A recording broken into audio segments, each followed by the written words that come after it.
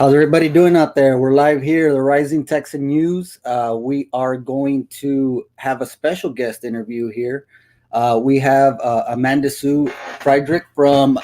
She's actually running for Jim Wells County Judge.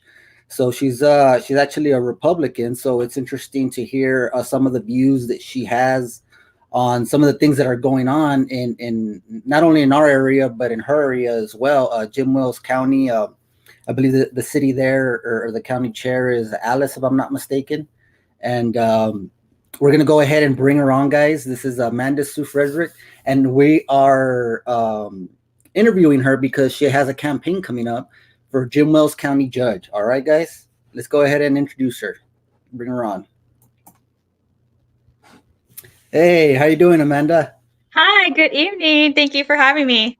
No, thank you for coming on. I know we had scheduled this about a week or two ago, so it's great to finally get around to it to interview you. And we've been following you on Facebook, of course, and seeing the different efforts that you're making out there, Jim Wells County, and you're running for the county judge. Yeah, it's great. One of the things is that we don't typically see females run for a position as county judge. At least I don't think Maverick County has seen one since about maybe early '90s.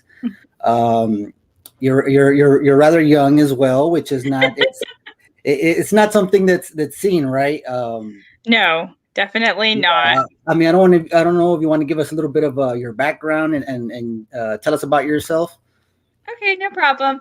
Hi, everyone. Good evening. My name is Amanda Sue Friedeck. I currently reside in Alice, Texas.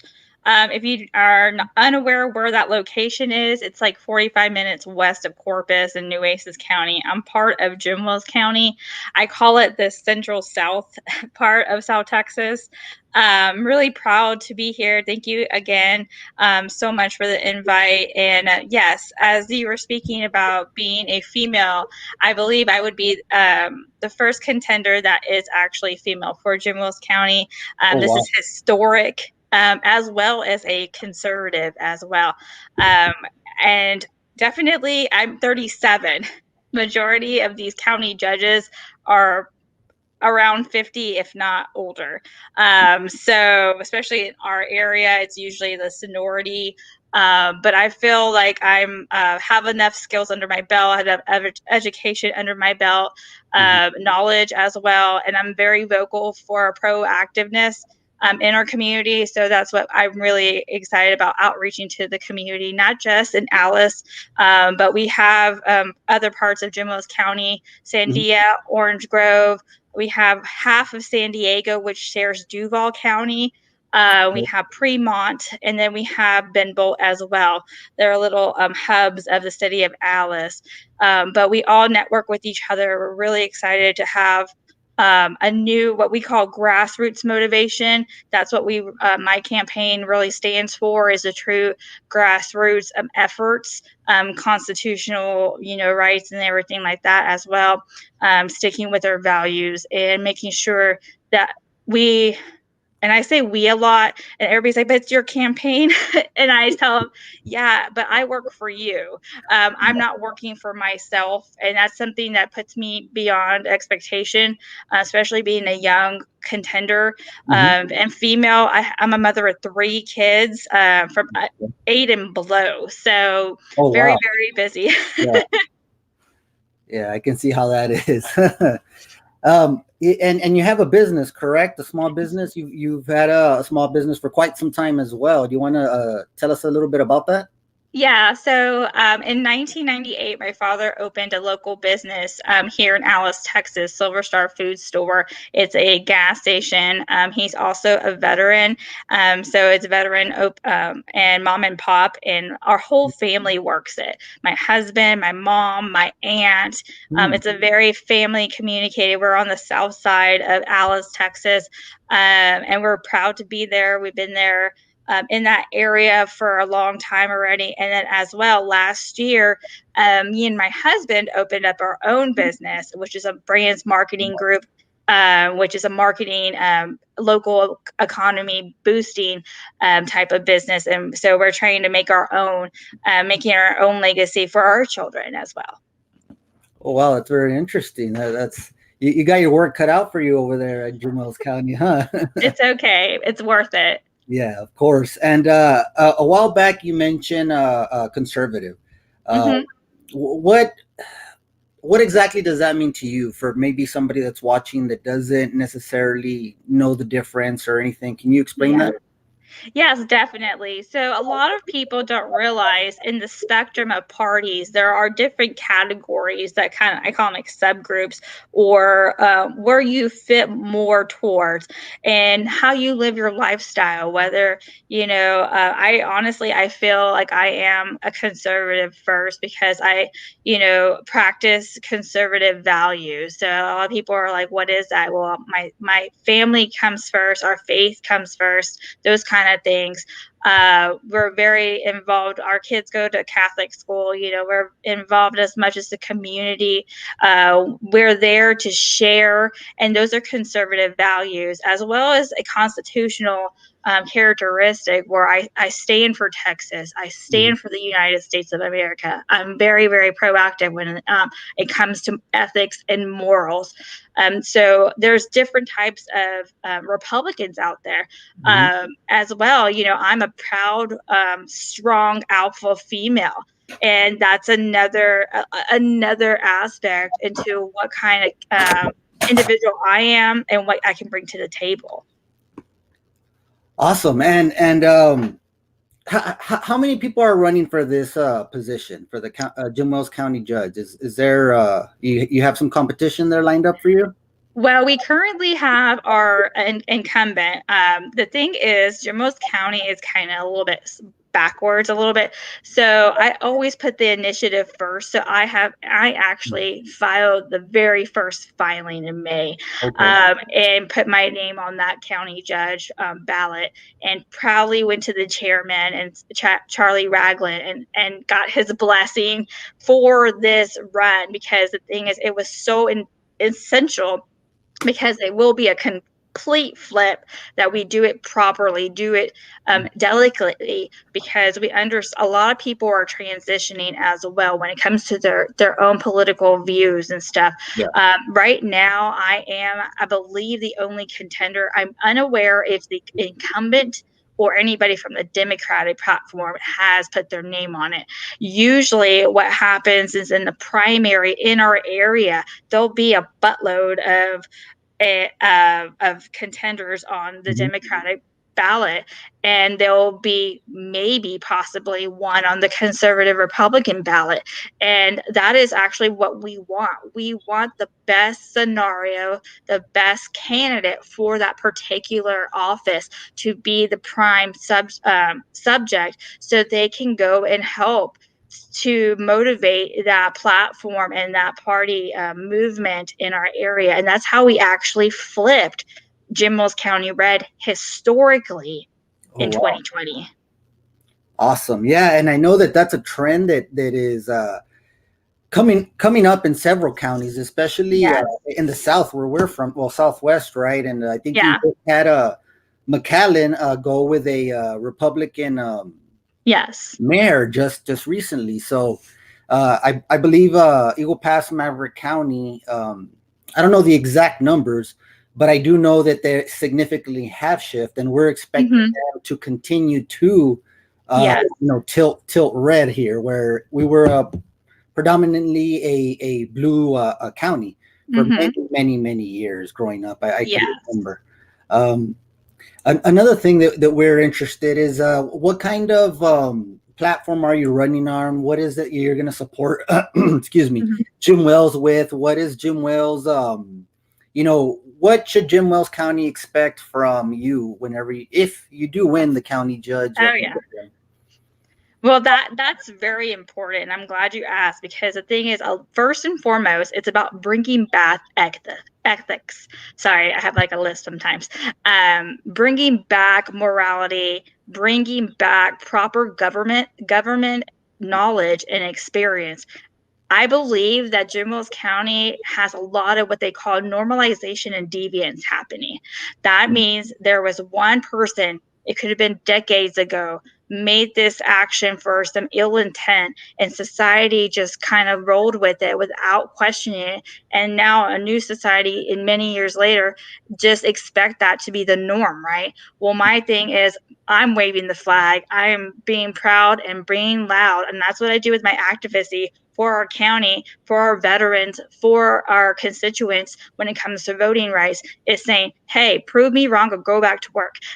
So that's what they can get from me, is blunt honesty, a little bit of quirkiness as well. I'm not a dry person. I'm not a suit, I'm not a politician either. I'm a real person who just wants the right government to be doing its job. And I do have an education under my belt. I feel like I relate with both the trade industry as well as the formal education industry, because I worked in both. I have an associate's in culinary arts. I have a interdisciplinary bachelor's degree with English language and education. I have a master's degree in Juris Masters, which is a law degree of a master's level. And currently, I'm at Liberty University as a student, first year, PhD, public policy, economic policy, focusing on government. And particularly, what I really want to do is pinpoint local government, because it all starts at the local spectrum. And we have to fix and even weed out scenarios I call evil or normalization of deviance or unethical, whatever you want to call it. We got to get those things out. Otherwise, we're blindsiding our community. We're not being true to our community or our citizens, as well as we're blocking opportunities. A lot of folks are not aware that when there's studies done in a county or in a region, like for a business that's wanting to invest in a area, we get overlooked. And that's my thing. I don't want Jim Wells County to be overlooked or ignored anymore. We need to stand up for our citizens and say, we are worthy of your investment. We will work hard for your investment, as well as make new investments. So those are the kind of impacts. I'm really big on business and economy. I'm really big on small businesses, making that American dream truly happen, working with other people that are like-minded and different. I am a very diverse person. My family is diverse as well. Obviously, I'm Hispanic. My husband's Caucasian. We're from two different faiths, so I feel like we're a really good fit for this opportunity to shift Jim Wells County, make it known and make it better. And that's how we got our motto. It's time for a change, because all our citizens matter. Wow. You see, and that's also a trend that we're seeing a lot. And I think we really like to showcase and highlight that whenever we have a chance, is there is a difference between people running for a position as opposed to a politician running for a position.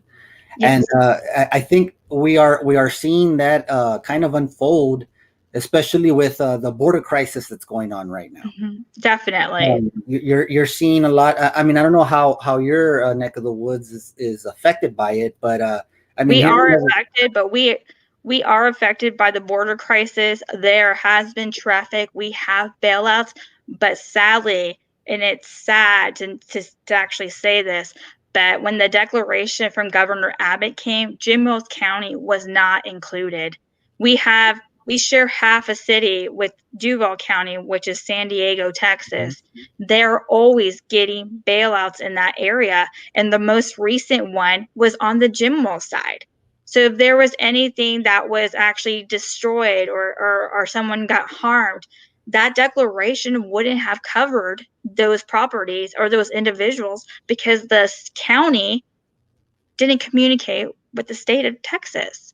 And that's what we need to not do. We need to not be waiting until someone points it out and then they get mad because you point them out. And obviously people get offended when you say you did something wrong, instead of you should have not waited. You should have just buckled up and done it. And the county judge position actually controls the emergency management for the entire county. They're that top authority. which needs to be a very good team, needs to be in very good terms, and not being negligent, because you never know what could happen.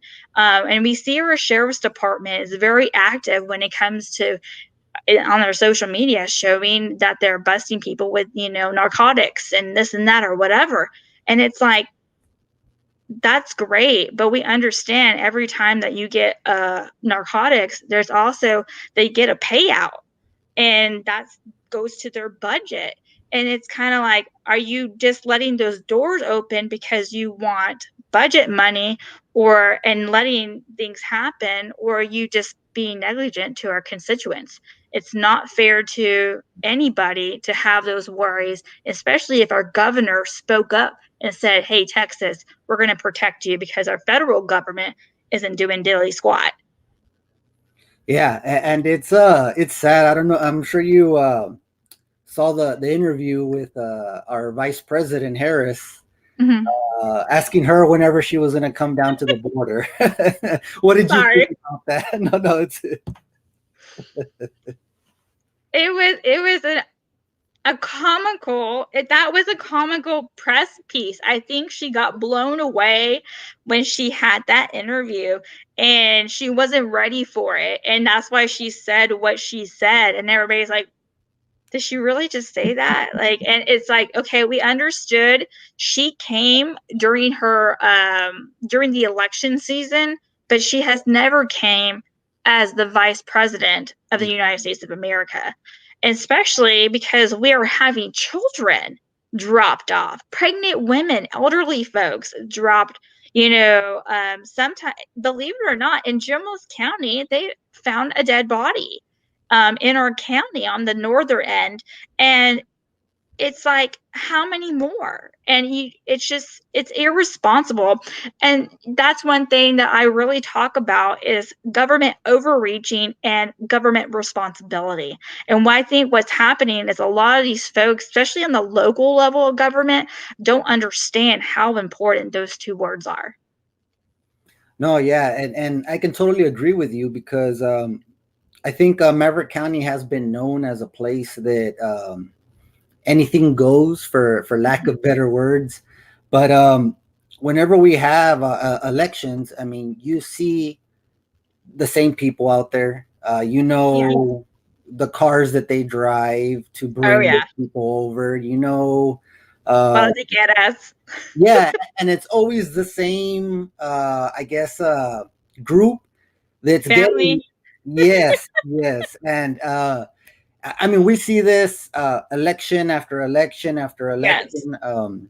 I did get some information earlier that we had a sighting of our county judge supporting one of the councilwomen out there. And from what we had interviewed her, they had said that she wasn't involved with them in any way. Now, Mm-hmm. it could be, what a coincidence, this or that, but we did see the grouping kind of shape out, and it's just very how do I say funny the way they obtain the same, people that help them are the ones helping her, and now Mm-hmm. it's kind of a whole fishy thing. But I wanted to talk to you because we saw something come out about election and integrity. Yeah. Now, can you define that for us, for the people watching? Yeah. So election integrity, the point of any election integrity bills is to make voting easy and to make cheating hard. So Mhm. that is where the election integrity push is really gun ho about it. It has nothing to do with your race, your economic status, or anything this baloney of like media source and bullying on social media or what you're seeing on the news and stuff. When you really read these bills, and I highly suggest people, if you're wanting to advocate or you want to dismiss a bill, you should actually read one. And if you can't read it properly, find somebody who could help you. And there's plenty of people out there in groups. I'm actually involved with Nueces County pairing up actually with Zapata County and Duval County with their chairwomen, because the resources are kind of similar as ours, is that we don't have a lot of resources. So we have to do what we can, what we can, and network with those that want to share with us. And Nueces County has been, they have an organization called Nueces, the Election Integrity Project of Nueces County. It's a nonpartisan group. They meet and they talk about, how bills are made, how legislation is deciding these bills, and what's on them. And I know right now, because legislation is over and they're going to do a special session, and SB 7, which is the Senate bill, the legislators walked out.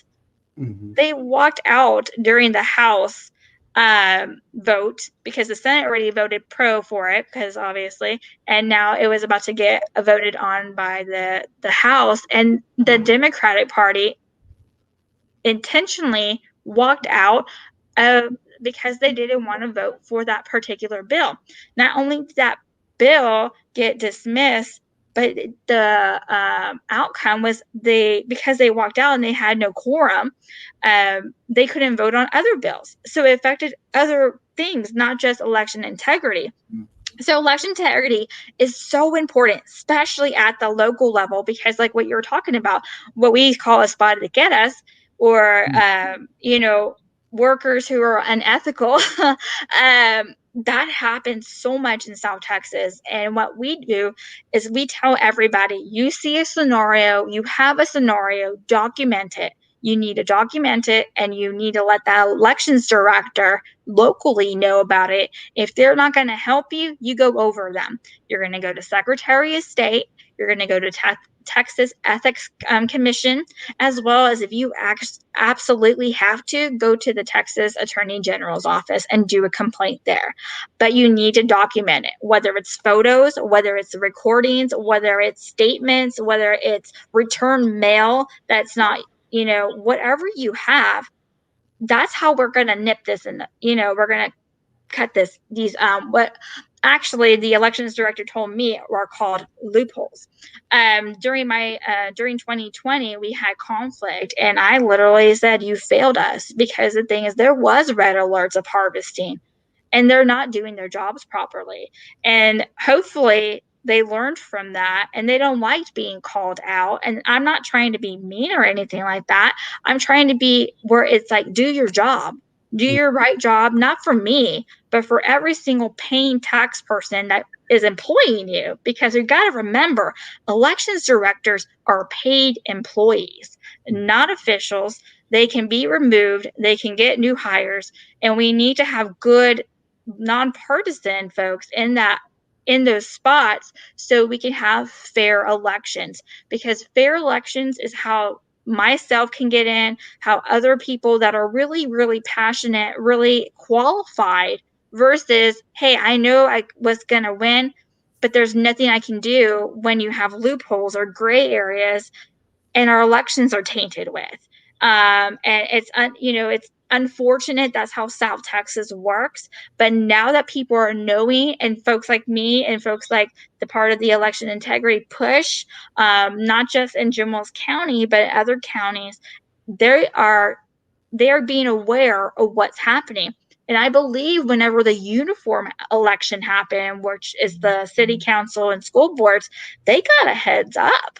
Don't do that, because that Friedeck girl is going to go ahead and report your butt. And it's true, because I would go drive by. We got calls, candidates doing this, candidates doing that.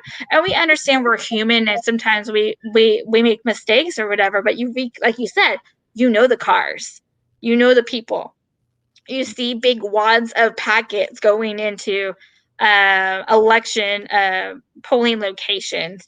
You see a lot of what I call home health workers, which are also bought to get us, holding those packets and taking advantage of our elderly. And a lot of people don't know, when you violate the voters and you violate those laws, that's an offense. And they might be misdemeanors, or, because I know the laws are changing right now, but they can actually go into different brackets of law, like elderly abuse, disabled, abuse as well. It can be that you're stealing someone's identity, so you have identity theft. Then we have facilities that are doing it as well, which if they are getting government funding, like HUD funding, to either build or to establish any kind of residency, they can get that as a violation and take their whole facility like Oh down. wow. I As wasn't well aware as of it be, that. yeah, a lot of people are unaware of what these laws are. And another one that we see in Jones County is nonprofits. Nonprofits, especially if they're tax exempt, should not have a political anything Mm. on their buildings or promote them because they got that status of non-tax, that from the Secretary of Yeah. State. If you see that and you telling people and they keep doing it, it's because they feel that they're the authority. It ain't right. And of course, our group is going to be like, I don't think so, especially in 2022, because we learned from 2020 and we took all our notes and we got all our things together.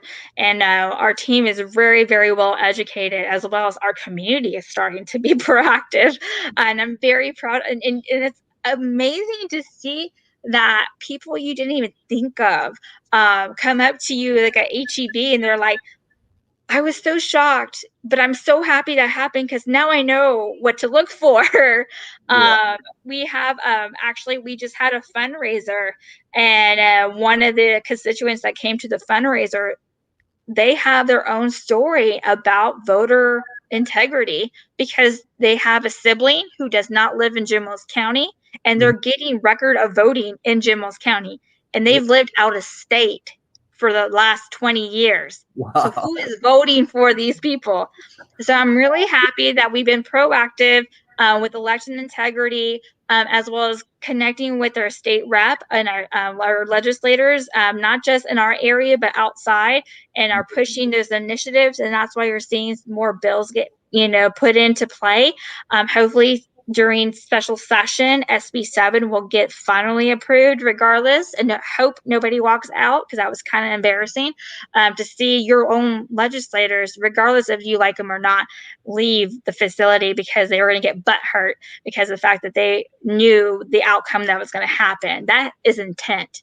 And right there, because there was intent, when you take an oath of office, that should be clearly in violation, and those people should be removed from office because of that intent of literally not doing their oath of duty. But that's another story. No, But election I mean, integrity is so important, and from the local level all the way to state levels and the federal levels, because it all works together. And because if you cheat at local, you're not only cheating the local candidates that are trying to make a difference, but it can affect the other state and federal. Or if there is like some kind of amendment or some kind of new charter thing that's trying to be voted on, it can affect those things. So it's super important. no, yeah, absolutely. I mean, you mentioned right now a word that kind of caught my attention. I've heard it before. Ballot harvesting. Oh yeah. Ballot harvesting. What's a good example of this for in layman's terms, so everybody can understand that? I'm going to move my leg real fast. So ballot harvesting is what I say is the intent of taking advantage of a group of people or a individual and literally collecting and submitting someone else's vote, not their own. They make it a loophole when it comes to assisting, um, when you're assisting somebody's voting. But the thing is, when you take that oath to assist somebody, and they read it to you, there's qualifications, number one, and then and there's actions that have to be done.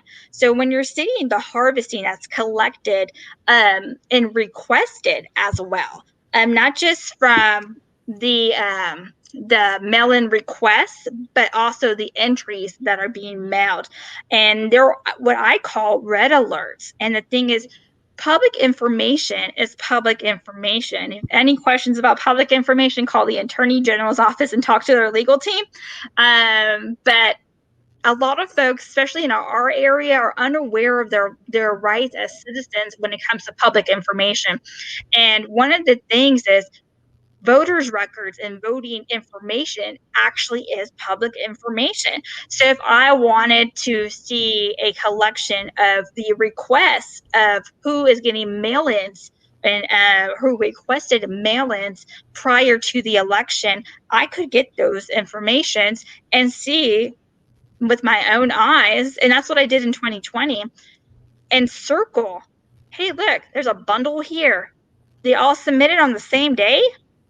That's kind of weird. From the same neighborhood, from the same housing complex, from the same elderly home, from the same nursing home.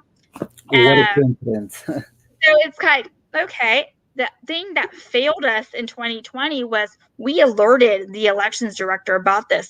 We understand that that person's new on the job and maybe did not know how to do the job correctly, but that should have been his way of telling the state there's something fishy here. We need state help. And they didn't do that. And again, they don't like being called out, but that's why I wanted to run for county judge this time around, because we need that to happen. So our citizens are not disappointed at the outcome of their elections, because it's their elections, not the employees' elections or the poll workers' elections or the incumbents' elections. It's the citizens' election, and that's how it should be. So when it comes to harvesting, you can find red alerts with public information, but again, you have to address it, have that proof of documentation, and say there's something weird here. Let's work together to fix it. We understand that there are facilities that do signups at one time, but if you know that they didn't, like what we know that they didn't, because that means someone's working inside, and it's a truth. It's a truth, and that's how this unethical whole hoopla works. And I'm going to tell you right now, they're going to have a hard time in 2022 to keep doing that. Yeah, no, that's great. That's a good effort. Going back to what you were talking about on the state legislature, the Democrats, that's who they were, the ones who walked out. It's funny that you mentioned that, because our state representative was actually a part of that, state rep Heriberto Eri Morales. And a lot of people were, I guess, had mixed feelings on that. A lot of people thought that, hey, you're not really representing us by doing that. And I believe there was also he was asked, and something came out on Twitter about him asking that he had a bunch of questions ready just in case they needed to, waste time or whatever happened. But I think the way they moved it was they just got together and they just all walked out. Yeah. Now, it was interesting that you said that they probably need to be looked into to getting removed from office because they're not completing their oath as a state representative. And I couldn't agree with you more, because we do elect these people to make those decisions for us, not walk away from them. Yes, exactly. So when it comes to the oath of office, it's a pledge you're making when you go into office. And even if you're incumbent, each time that you get into office, you have to do your oath, right? If you walked out of work, your boss would be like, bye, see you later.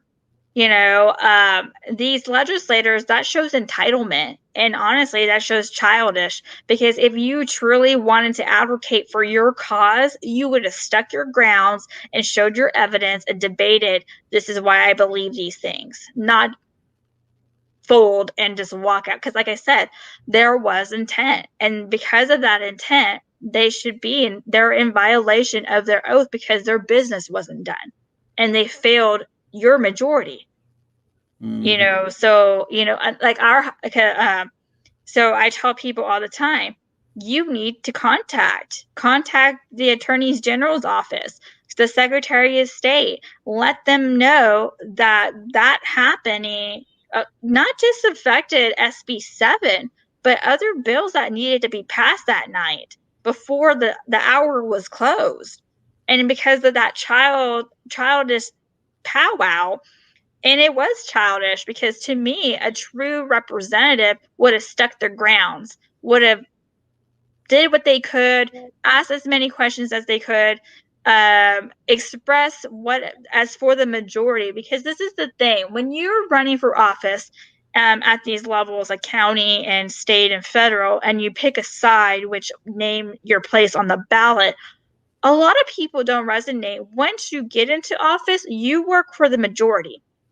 You work, regardless if you're a Republican or a Democrat, you work for everybody that is there. You shouldn't be thinking what you're wanting and what your party platform really wants, especially like if you know that your area is really needing this.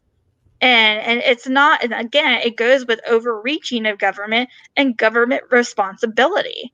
And so when it comes to these things, there's proper ways. A lot of people don't know there's proper ways, even at the county level, how to remove somebody from office. And one of the credentials, because there's different little credentials that you have to look at, is that you have proof that they did not do their oath of office. They failed the people in which they represent. And you go and you advocate and you have a case, and it could be done. And it has there's, you can, it's all public record.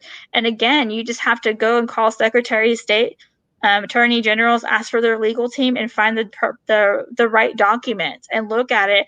And that's the thing. It's unfortunate that they did that.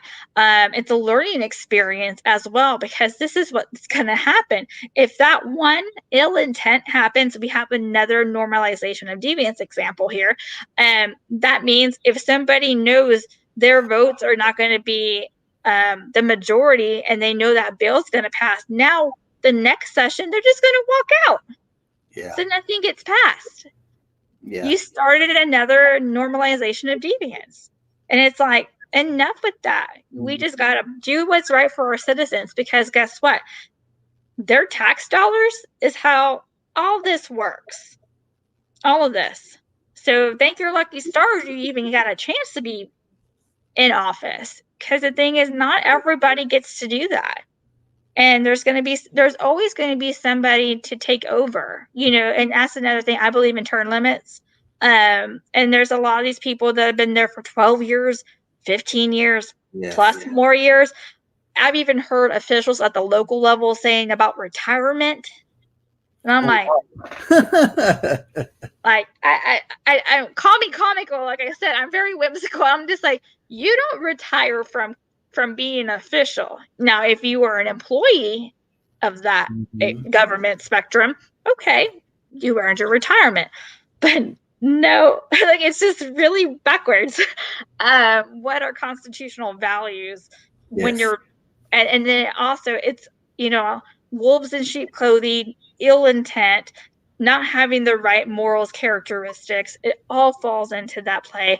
And that's what we're fighting. And I know that I recently posted a picture of Americans and that evil, cryptic little man just kind of trying to grab its hair or whatever. And that is what's happening in our country right now. And those legislators not only failed the people who didn't vote for them, but they failed the people who did believe in them. Because the thing is, now it's like, what if those people actually wanted that bill? And did you listen to what those emails, those text messages, those faxes, the visits, the people that came to your building, to your room, talk to your staff, visit with you one-on-one? That should all in play those decisions, not because there is a lobbyist with pockets or personal agendas, because it's not right. It's not. No, and I'm glad you said that. Lobbyists. Now that's a key thing that we've been dealing with here in Maverick County. Now, our county, I know that's one of the bills that was up that unfortunately, because of the walkout, got left unvoted on, correct? Mm-hmm. I So, believe so. yeah, the taxpayer funded Yeah. lobbying. So you have Maverick County. Maverick County does employ lobbyists. Mm-hmm. Uh, we did a story back, it was probably about a month or two ago, where we took out public records and we saw what they were getting paid and what they were reporting as what they were doing compared to what they were getting paid.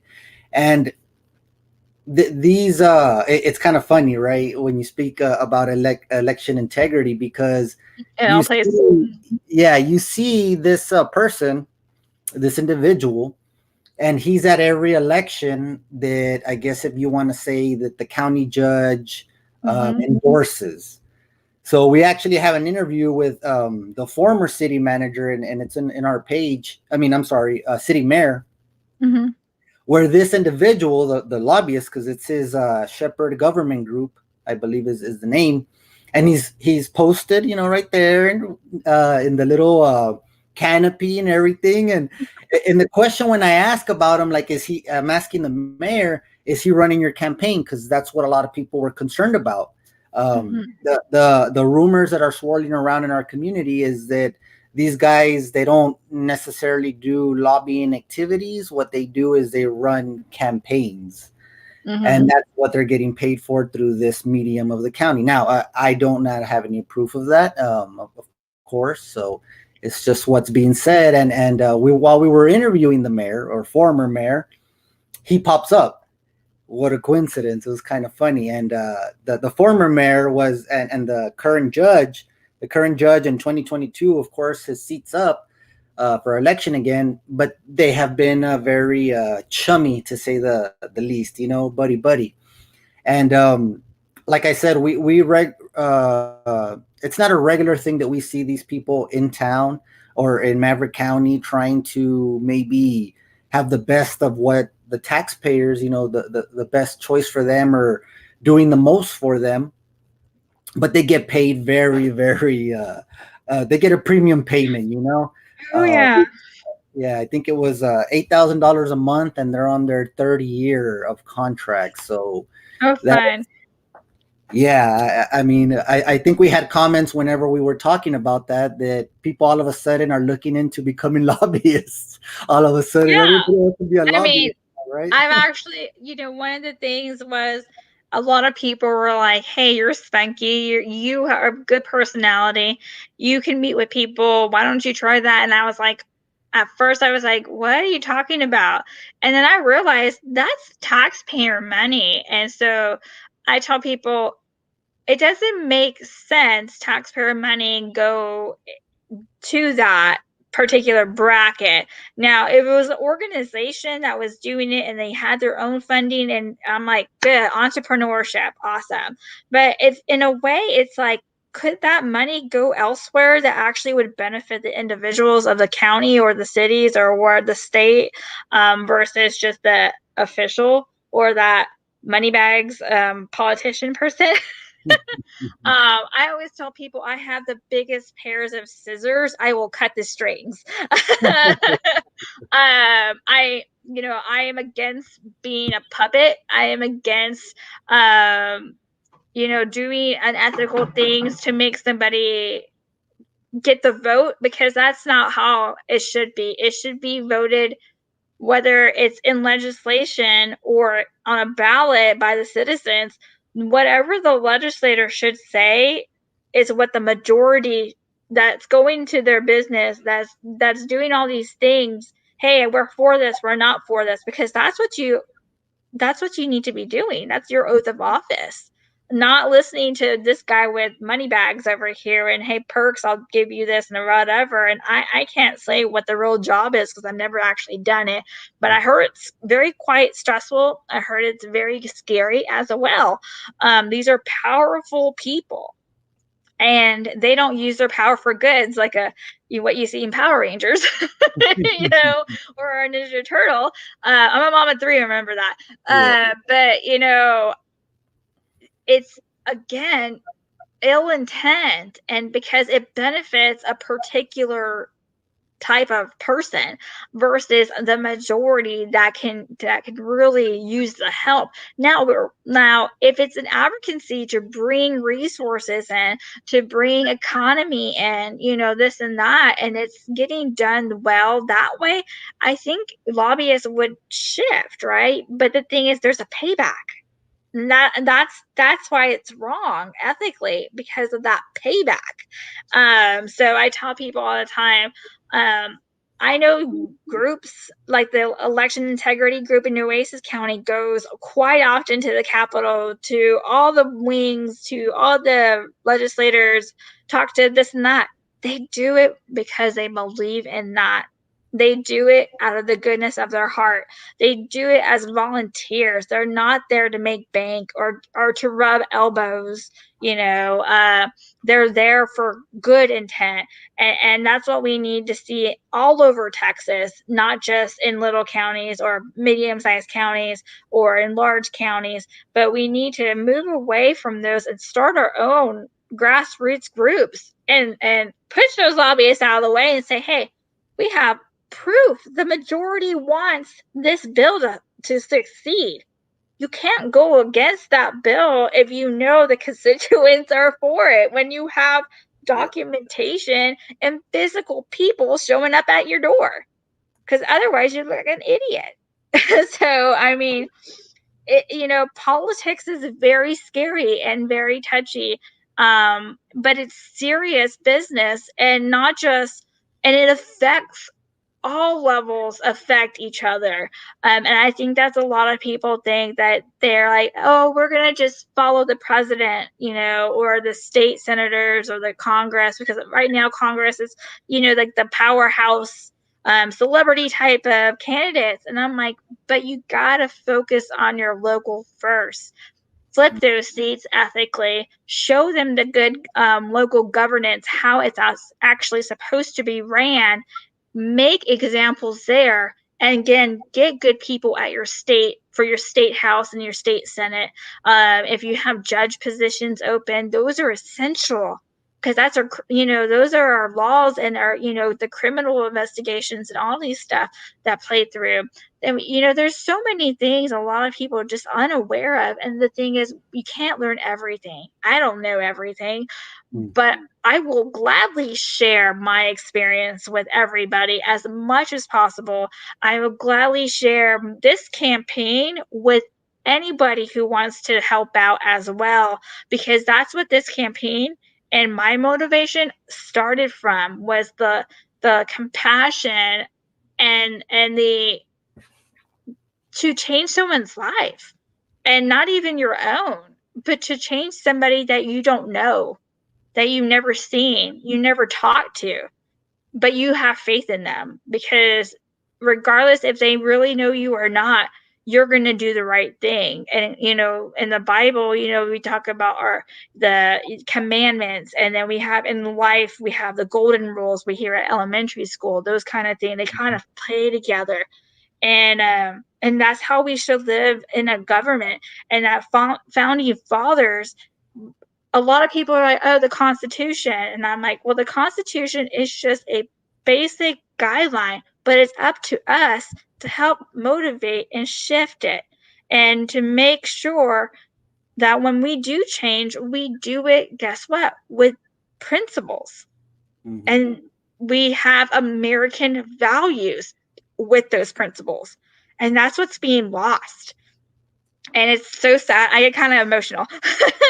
Sorry. I giggle when I'm nervous. So I get very passionate about this, because our principles of Americanism and our values is looked at not just here in the USA, but global. We are global influencers. So especially those littler countries that are like, hey, they have the flags and they're cheering for us and stuff like that. We need to at the local level, school boards, water boards, districts, city councils, mayors, different JPs, constables, all these local levels. are just, even, believe it or not, a lot of people don't really know this, but the chair people of the state on the political specters, like the county chair people, they are officials of the state, just like a county judges, just like a district judges. They are the bottom of the totem pole, but they need to be respected. And I tell that, and everybody's like, wow, we never knew that. I actually was a chairwoman for a little bit.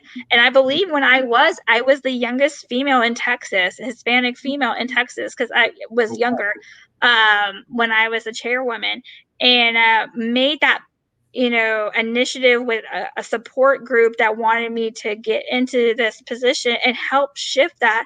And then less than 2 years, we flipped the county because we helped each other. And a lot of people have been trying to flip their counties for decades, and they had money, they had the candidates, but they didn't have the voters because they weren't focusing on the local. We focus purely on the local, and with the minimum everything. And the support was very, very, how do you say it? It was very, very contagious because the fact that it spread. And now we're helping other little counties like Zapata, talking with that chairwoman. That also was the other county in Texas that flipped in 2020, sorry, with no resources. So what are we doing? We have to band together. We have to unite. We have to show what works and what doesn't work and weed those unethical things. Because I'm not saying that all conservatives are great. No. There's always bad seeds in the, like the brown chip at the bottom of the potato bag. Yeah. There's always that one. My husband likes it, but I know, I'm like, oh, I'm gonna stay away. But like, or the burnt little crisper on the French fry or whatever. There's bad people in the world. The world, man is not perfect. We have flaws. We're supposed to mess up. We learn from them. But there's bad people, I call them wolves in sheep clothing. And I believe that you cannot change some of these narcissistic people because they don't even know, because they're narcissists, most of them, that they are doing those things. This is who they are. And you can't train an old dog new tricks, kind of thing. So my thing is, there are good Democrats. There are good libertarians. There are good Greenpeace people, purple people, everybody people. I can work with all sorts of people. I'm very diverse. I'm very open heart. I always tell people all the time, I used to be a Care Bear in my past life, because I have faith in people. Now, can I fix everything? No. Can I solve everything? No. Do I know everything? No. But I will do what I can and do successfully as much as I can. I don't make promises. I don't give false hope. But I will leave an impact, whether I'm in office or not. There will be an impact, because the thing is, even when I lost my first race ever running, and this is my second race that I put my name on a ballot, I have motivated somebody that I had no idea. And that is what it's all about. It's always motivating other people. So, with election integrity, when it comes to our legislators, when it comes to Americanism, it's so important that you find your niche, because there's 1,000 million of them. There's so many. There's people that are activists for their religions, education, their children, health causes. I do suffer from polycystic ovarian syndrome. I am actually infertile. So all my children are in vitro. And there's some people that are against that and some people that are not. And I tell people all the time, that's me. I can't be a voice for every single thing, but I'm a proud parent of some amazing kids because I got help. And, and the thing is, a lot of these things, insurance actually has to deal with our legislation. Who would have thought? So, science has, when you go to a hospital, what do you sign? You're signing a legal document. Hmm. There's attorneys involved that you just don't see. And I always tell people there's two things that everything kind of rolls into one. Government, from the local, from the state, and from the federal, all roll into public policy and economics. You can't have one without the other. Yeah, that And is. what oversees those two things, guess what? Is your faith. Whatever you believe in. Whatever you believe in is that's what's your faith is your top of your totem pole, and then public policy and economics. And that's how our country is founded and our Constitution. And it's a great, amazing thing. And Texas has a special story. And Texas is making history right now. A lot of people are not realizing we're making history in Texas and in the world. And it's a blessing to be a part of it. Yeah, of course. I mean, when you're talking about historical, also we see the border crisis is something that we haven't seen in years, and the amount of people coming at such a high volume Mm-hmm. is cause for concern. And I think that Texas is. Today I saw a San Antonio Express report saying that most Texans, or a poll saying that Texans favor the Biden administration over Greg Abbott, the policies where they stand. And I mean, I don't know your opinion about that, but I mean, I know a lot of people are not too happy with Greg Abbott, but I think that Mm-hmm. they'd much rather go with Greg Abbott over Biden administration's policies right now. Yeah, so the border is personal. A lot of people have personal feelings. They have personal stories. Um, it's a human crisis, a humanity crisis, because it's not. Yes, there's items that are being crossed over as well, and we all know that from narcotics and all that stuff. And then there's trafficking. We hear all these stories, but when it comes to the safety of our citizens, it's important that we as Americans protect our own lands and our. I mean, we see ranchers with some of their gates. Um, Destroyed. Like I said earlier, there was a dead body in Jim Wells County in a ranch, those kind of things. And believe it or not, it goes back to those two things, public policy and economics, especially right now with wood being so costly. Think about it. If you had to redo your fence, if it was made out of wood, like that's a big. Who's going to pay for that, and who's going to cover that accident there?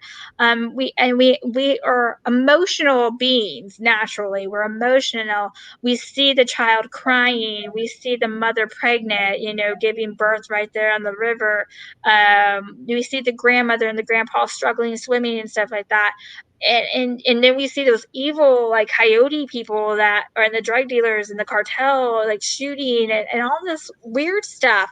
And it's unfortunate, but the world is not pretty, and it's a realistic thing and it's a blessing that we have. Both blessings and a curse. We have social media because now we're getting to see what actually has been happening for the last 20 years. I actually have uncles that are in Border Patrol, and like I said, I'm from a big military family as well, and law enforcement family. So the thing is, when we're so personalized, and just because Jim Wells County is not on the border, like we're like from Laredo, we're like an hour and a half, hour 45 minutes. Mhm. McAllen, we're like 2.5 hours south. I mean north of, but we still see it. It is part of us. Robstown had a Guatemalan immigrant on top of a train. The woman fell down and died. Oh You wow. know, and they're finding people. And I actually, our store, um, we have fuel, right? So one of my biggest fears is there's people in the fuel trucks now, because you're seeing that happen. And one time, we actually had a trucker in our lot, and I luckily a state trooper was actually in our store that day, And I asked, I was like, I don't know, that's not our truck, and I don't know where that came from because we're on a state highway. So we're like, okay, maybe it was an accident. But those things that naturally now are in your head, we also do business with like U-Haul trucks and stuff, and you see all these imagery because we're seeing it more, because it's emotional. Because regardless, are emotional beings. Our brains cognitively trigger emotions from our own emotions as well as being empathic. And a lot of people are not, I'm a very empathic person. I'm blessed to have that skill. I tell people all the time, sometimes I wish I didn't have it, Hmm. but it's a blessing. And I feel like when I know something's pretty much wrong or unethical and I call it out, I'm pretty accurate of actually nailing it. And I've actually had, helped other cases because of those things. And I tell people, prove me wrong or go back to work. Because a lot of times they cannot prove you wrong. Border crisis is not going to go away. It can get better, definitely, especially if there's more manpower. And a lot of things a lot of people are not realizing is that our state troopers are being exhausted Yeah. out on the border. And the thing is, they're supposed to be patrolling our highway systems, right? Who is patrolling those? Oh, Mhm. I like. Sorry. But that, those kind of things. Now we're stretching our because there's only so many of them in the state, and they only do their training so many times per year for their academies and stuff like that. Especially, and also with even the border patrol, like they open up their application process and stuff. So my like for example, my family got in a car wreck, north of Houston, Oh wow. and it was actually on a highway, and they were not getting their services by a state trooper. They were getting their services with a local law enforcement because the state troopers were at the border, Oh wow. and that person was not in knowledgeable of the real nitty gritty of what a state trooper does because that's not their training. And we need to put our law enforcement back at where they need to go, and not stress them, and be courteous and kind as well as be responsible. And it's unfortunate that um, our nation is doing this, and we know border patrol is just as much stress and Mhm. and stretched out, and it's like, when is it going to stop? I don't think it's going to stop until a new administration comes in. And I feel people are understanding. I'm not trying to be negative, I'm trying to be real, and I'm telling people this is the real scenario. There are going to be unfortunate consequences because when you play with the devil, you're going to get burned. And I don't want that, and especially being a county judge, and it goes back to emergency management. And one of my knowledges about emergency management is that you put yourself outside the box and you think what's best for the majority of the people. Can you save everybody? Absolutely not. But you're going to try do your darnest to help whatever you can, and to do it in good terms and with good intent and with your faith, all things, because God wants you there. And that's my belief. And I believe that God put me in this particular spot with you for a purpose that's bigger and beyond us that we don't even know of. And the thing is, talking about everything that we talked about all kind of rolls together because that's Texas, and Yeah. that's Jim Wells County, and that's South Texas, and that's our lives every single day. And we should be thanking our lucky stars that we can wake up in the morning and go to work, or play with our kids or go to school, because not everybody in the world has that opportunity. And we should be, every single day have a little courtesy and a little bit of gratitude. And maybe that's something that we need to teach our generations, is having gratitude for each other. Yeah, I think somehow as the generations go on, that message of gratitude does get lost within the generations coming out, and it is difficult for law enforcement. Law enforcement, we've seen there was I saw a nice I mean nice, right? It was a response from the troopers. I was actually tipped off that there would be several people coming over crossing the bridge from Piedras Negras into Eagle Pass, Mhm. Texas. So I head out there. That's where our lovely golf course is at.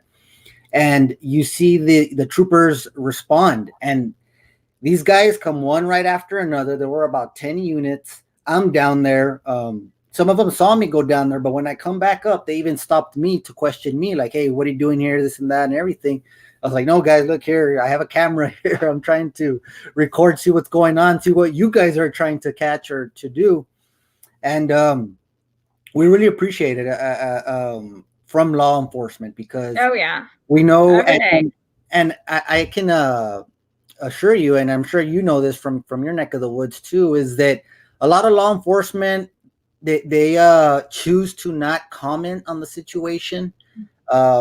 I think that was like a gag order not too long ago, or that they were saying with the border patrol. And of course, as a trooper, as a border patrol agent, Mhm. as a county sheriff deputy, I mean, you Mhm. just follow the orders that are given to you from your boss, right? Yeah, or they So have a fear of being reprimanded. exactly. So a lot of them, I mean, I've been trying to get some border patrols to see if they could speak with us, but I mean, every answer has been no. Every Yeah, single I believe the when it comes to the federal government and the state government, they do have contracts that actually have uh, a clause that they can't do certain things. I'm assuming the same thing when it comes to the local level as well. But again, it all goes back to having either no want and need for it, or if they did feel that way, they would be fearful of having a reprimanding in their facilities. We've hear it all the time, especially during election time, that it's sometimes, especially at the local level, when you're trying to shift a county which is very very blue and now turning red and has turned red.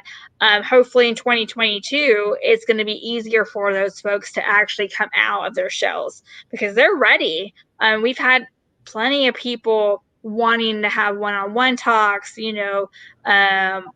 they have their homes, supportive there, but when it comes to work, they have to keep it neutral because of their of not just their jobs are on the line because they're always finding loopholes, um, but their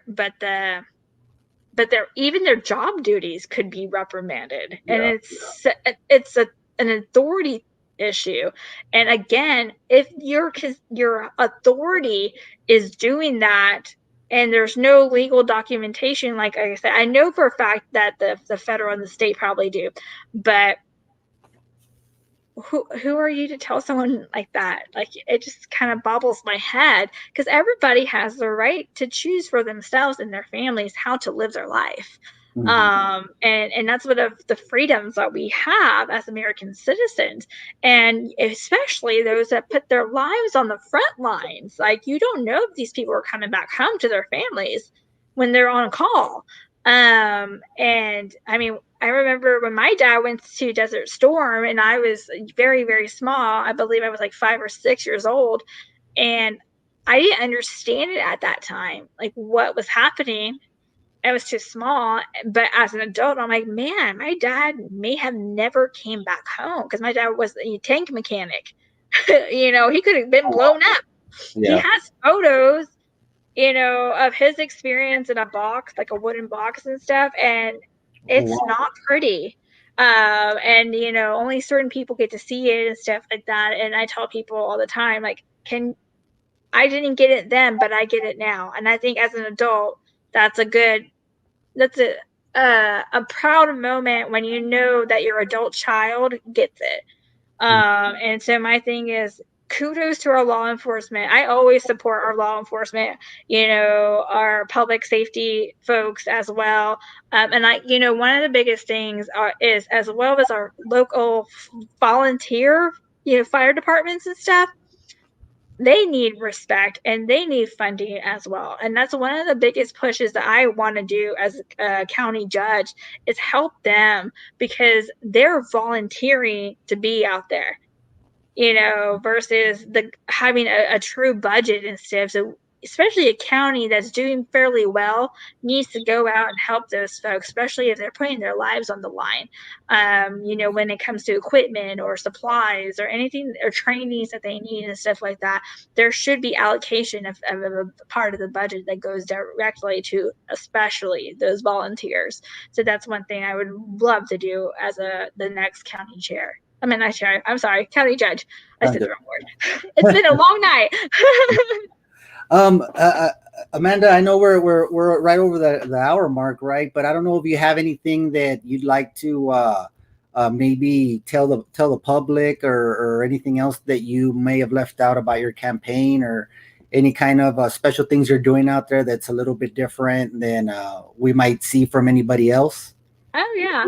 Well, definitely, we are different for the area. We are our team is a very diverse team, grassroots 100%. So all our campaign supplies are actually donated by our supporter members, from fundraisers or from themselves writing personal checks and donating. So that's really, really, we just started right now, right? So we're just starting everything. So we're always looking for folks that want to help and support us, because this is why I want to run, and this is why we do the things that this grassroots motivated, because it shows that the community wants this to happen, versus Amanda Sue Friedeck. I'm not here running for myself. I'm here to be the voice and the advocacy, and that change our citizens deserve as the next county judge. So I hope you guys, if you're in Jim Wells County, support our campaign. Or if you're not, it's okay, because the thing is, anybody we have supporter members all over the country, and even in Mexico. So they're like, oh, she's ready for something, right? Because the thing is, we're all about family, we're all about faith, and we're all about freedom. That's our motto locally. And I work with our local GOP here. I work with our women's group, our teens group, our young Republicans group. I work with different counties as well. I'm not just in one area, and I know I'm running at a local area right now. But this is the thing, is I want to be responsible and help continue on and continue having that flipping aspect for having good government responsibility, and shifting the politic world for an area that can help motivate our sisters and brothers in different counties. That's something that's different about our campaign, is that we're 100% grassroots. We're not here about the money bags. We're not here about the entitlement. We're not, like I said, I have that big giant scissors. I will cut the strings off. We're about the hard work that every single person puts in, and it shows, because from the t-shirts that are going to be printed eventually, from the signs that will be printed eventually, promo events that we go to, guess what? All happening because we have support by you guys. So I appreciate everything this evening. Thank you so much for the opportunity to speak and discuss about some of the things I'm really passionate about. And I hope if you guys want to learn about us, I'm on social media. We have a website as well that we're working on, amandasuefriedeck.com. I'm a very just normal person, mom of 3, PhD student, business owner, trying to fix and adjust and better for our citizens, regardless win or lose, and motivate the next set of folks that want to run for office. Well, thank you very much. We really appreciate you taking the time. Again, we know it sounds like you're very busy out there in Jim Wells County. So thank you for scheduling us and having a time with us. We really appreciate that. And we look forward to hopefully peeking in on you again sometime a little closer to your the elections. That way we Yeah. can check up on you and see how you're doing out there.